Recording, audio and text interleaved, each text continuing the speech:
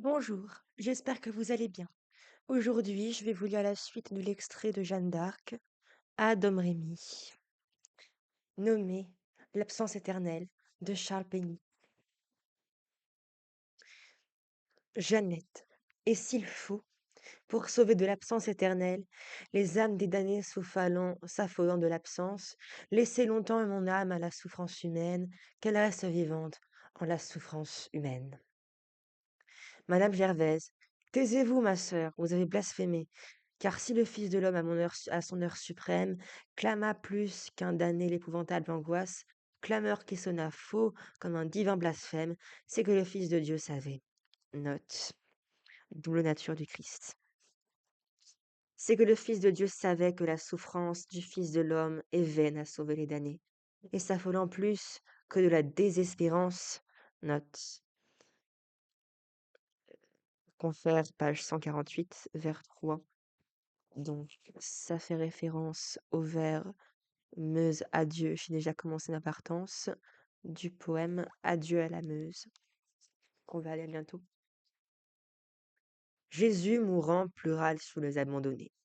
Comme il sentait monter à lui sa mort humaine, sans voir sa mère en pleurs et douloureuse en bas, droite au pied de la croix, ni Jean ni Madeleine, Jésus mourant pleura sur la mort de Judas, car il avait connu, note, archaïsme expressif, acception courante, jusqu'au XVIIe siècle, que le damné suprême se jetait l'argent du sang qu'il s'était fait payer, que se penchait là-bas l'abandonné suprême, et que l'argent servait pour le chant du potier.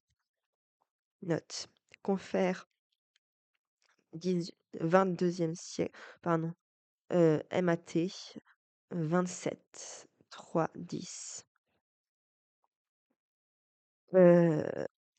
Étant le Fils de Dieu, Jésus connaissait tout, et le Sauveur savait que ce Judas qu'il aime, il ne le sauvait pas, se donnant tout entier.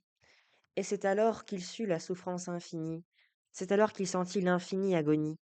Note, le son I est très insistant, à quelque chose de déchirant. Et clama comme un fou. Note, l'expression familière sans la moindre respect rend intensément présente l'agonie morale du Christ.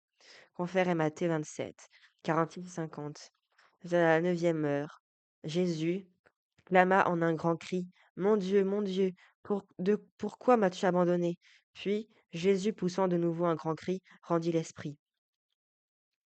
L'épouvantable angoisse, clameur, dont chancela Marie encore debout, et par pitié du Père, il eut sa mort humaine.